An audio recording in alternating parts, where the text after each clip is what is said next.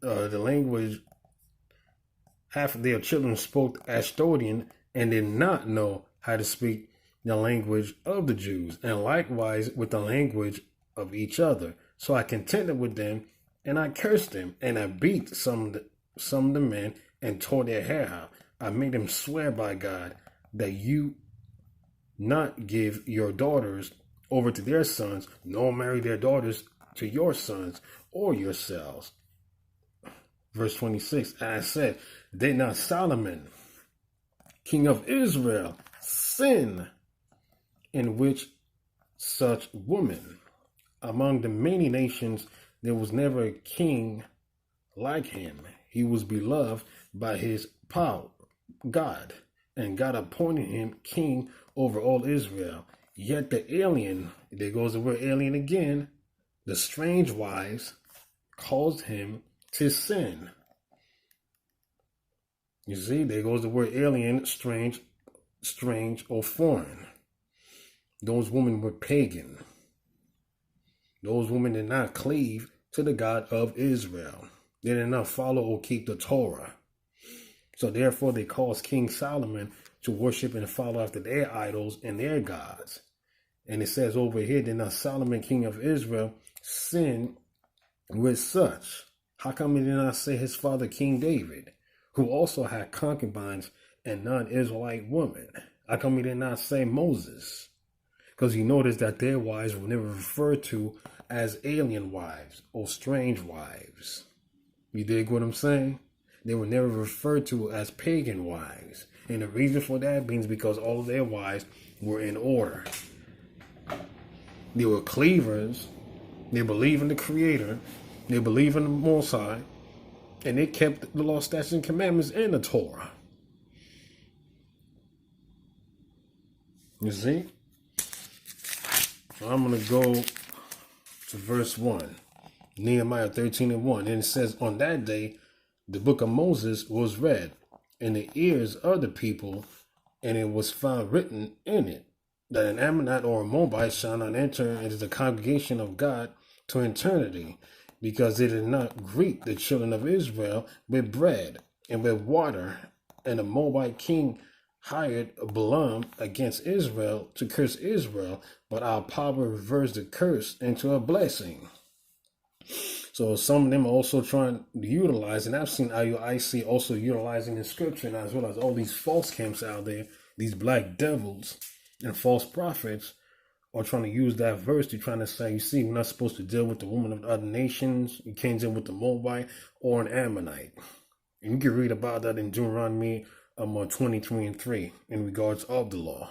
But the problem is, this is the year 2019. 10 generations have already been passed by. So the Most High, the Creator, will make exceptions to the rule, and especially if you become a cleaver and you return unto Him. And I'm going to show y'all right now. I'm going to go in the book of, let's see, of 2 Samuel.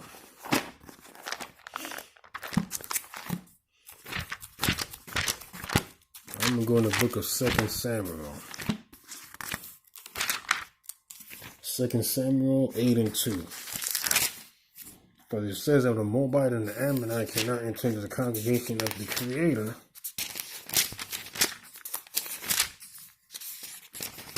You're going to have to answer to this also. It says, 2 Samuel, I'm going to start off 8:1. And it happened after this that David struck the Philistines and he subdued them. David took Mechbehama from the hands of the Philistines, and he also struck Moab. He measured his who? Captives with a rope, saying to them, down on the ground, and measuring 2 ropes, length to be put to death, and 1 rope's length to be kept alive. And it says that the Moabites became subjects, servants unto King David, or to David, bearers of tribute. So during the time of King David's monarchy, he also had Moabite servants in his midst, in the midst of the congregations. Anytime we had a servant, they were worshiping the Creator and keeping the Torah. You see? But when you read Nehemiah 13:1, what it's really going into, it's going in, and I'm going to prove it also with a precept. It's going into those pagan idol worshippers amongst the Moabites and the Ammonites, who don't want to forsake their wicked ways and their wicked deeds to serve the Creator. And I'm going to prove it in a few, man. But this time, I'm going to show you all the different precepts, showing you on how we have Moabites and Ammonites who became servants under us and kept these ordinances. Let's see, 2 Samuel 23:37.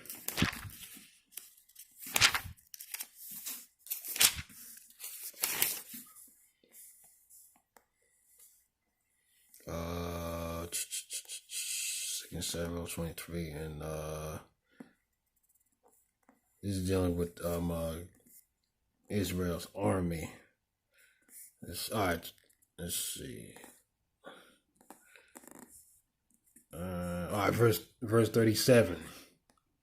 This is what Israel had in their army: Zelek the Ammonite, Zerah the Beerite, who was Joab's son, Zerah the arm bearer. Now over here it says who? Zerah the Ammonite was also one of my mighty men. But when you read Nehemiah 13:1, and as well as Deuteronomy 23:7, it says Ammonite and the Moabite shall enter the congregation of the Most High forever. But it says unto the 10th generation. The 10th generation, we're already in the year 2019. 10th generation have we been past. So the Ammonites and the Moabites, if they repent and cleave and they want to come in and get this juice and cleave to the Torah, then they could do so. You see? I'm going to go to another one.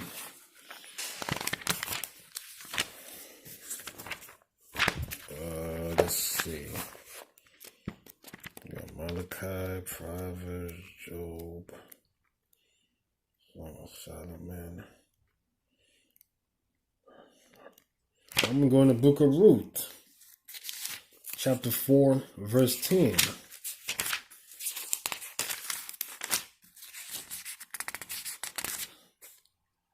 Ruth 4:10. And what is more, I have also acquired Ruth, the what? The Moabite, the wife of Mahan, as a wife, to perpetuate the name of the deceased on an inheritance, that the name of the deceased may not be cut off from among his brethren and from the gate of his people. You are a witness today. Now it says in verse 10 that Ruth was a Moabite. So now I'm going to jump down to verse 13.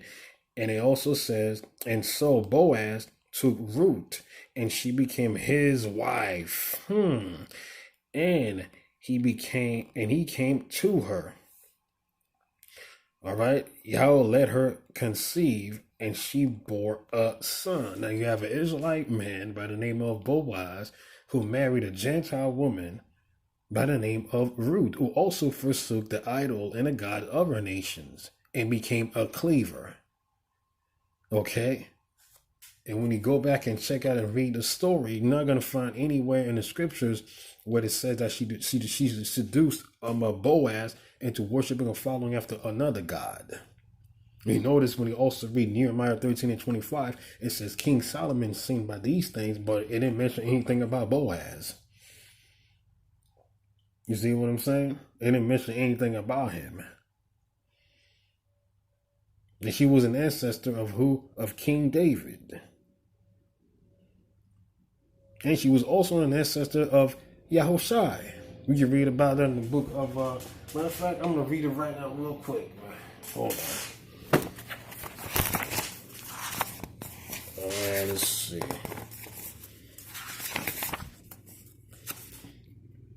These are the generations of Yahushai, the son of Dod, the son of Abraham, Isaac.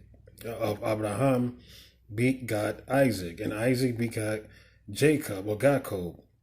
begot Yahoda or Judah, and his brothers begot Perez, Zerah from Tamar. Perez begot Ezron. Ezron begot Aram. Aram begot Haninabab. Haninabab begot Nashon. Nashon begot Salmon. Salmon begot Boaz from Rahab the harlot. Boaz begot Obed from who? From Ruth. And Obed begot Jesse. Jesse begot David. David begot Solomon. So now I'm going to jump all the way down to, I'm going to get straight to the point.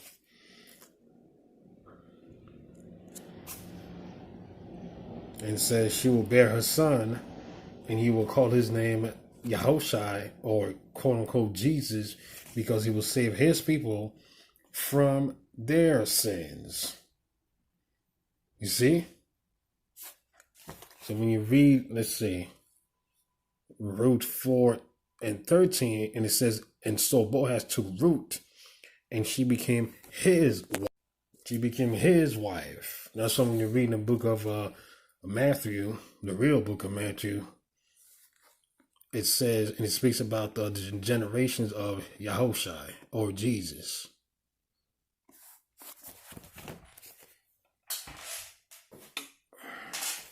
And guess what? She was a Moabite. But it says that a Moabite and an Ammonite cannot enter the congregation of the Most High. But if they're repenting and they want to cleave unto our scriptures and unto our laws, then they have every right. So I'm going to go in the book of Ruth, chapter 3, verse 11. And it says, and now, my daughter, do not fear. Whatever you say, I will do for you. For all the men of the gate of my people know that you are a worthy woman.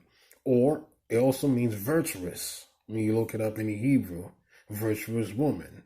You can also, matter of fact, you can also read it in the KJV, and it's going to say virtuous woman.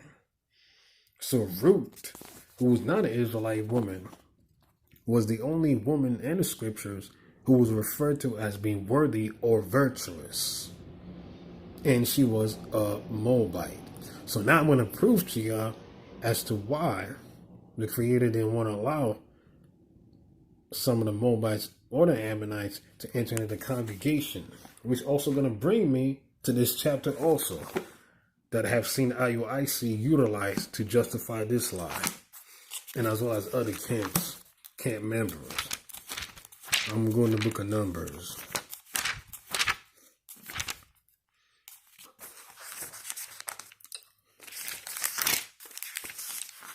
Numbers 25 and 1. And it says, Israel settled in Shittim, and the people began to commit what? Harlotry with the daughters of Moab. They invited the people to the feast of what? Of their gods. The people ate and prostrated themselves to their gods.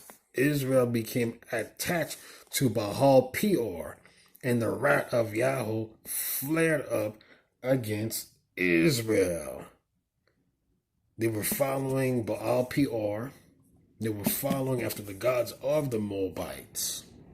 Is why the Creator had an issue and a problem with us dealing with those pagan idol worshippers. But you notice, when I read the scriptures in regards to the Moabites who became daily servants, Zerah the Ammonites, and Ruth the Moabite who ended up marrying a Hebrew Israelite man, they never did such of these atrocities unto Israel. Why? Because it was following and keeping Torah. It's simple and easy to understand. Which also going to bring me to verse 6 that they like to use to say, you see, you can't deal with the women of the other nations. It says, behold, a man of the children of Israel came and brought a Midianite woman, an Israelite woman, near to his brothers in the sight of Moses and in the sight of the entire assembly of the children of Israel. And they wept at the entrance of the tent of the meeting. Phinehas, the son of Eleazar, son of Aaron, the Kohen priest, saw, and he stood up from the meeting of the assembly, and he took a spear, all right, in his hand. He followed the Israelite men into the tent, and he pierced them both, the Israelite man and the woman, which was a Midianite woman, into the stomach, and the plague was halted upon the children of Israel. Those who died in the plague were 24,000. So basically, you got a situation over here when one of the Israelite men brought a Midianite woman in the sight of Moses, and Phineas brought judgment upon them. So there you go. You have IUIC, these false prophets, black devils in disguise, and as well as the rest of these other camps out there are saying that if you're dealing with a Gentile woman, that you're supposed to be put to death immediately. This is the scripture that will also show forth the penalty for dealing with a non-Israelite woman. But unfortunately, as usual, they don't want to jump down and read a couple of verses that will totally cut this falsehood. I'm going to jump down to verse 16. And I want to show you the reason why Phineas pretty much brought forth judgment on that Israelite who did this heinous act.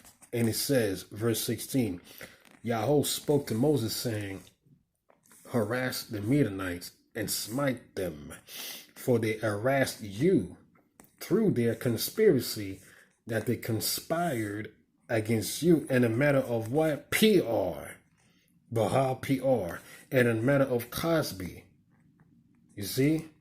Daughter of a leader of the Median, their sister who was slain on the day of the plague, in a matter of what? PR. The reason why Phineas brought judgment upon them is because they were worshiping an idol, a god of false deity by the name of PR, or Baal PR. All the different precepts that we done went to ever since I started the video, point by point, is showing you the beef or the issue that the Most High had with us dealing with some of these Gentile women. And it was all in reference, or being a reference to idolatry. That's it. The worshiping of false deities and false gods. You see? It had absolutely nothing to do with the color of this, their nations. Just like I just showed you on the book of Ruth, she ended up marrying who? She ended up marrying the Israelite men, and she never seduced him into worshiping or following after another god or idol. You see? So now it speaks about the Midianite.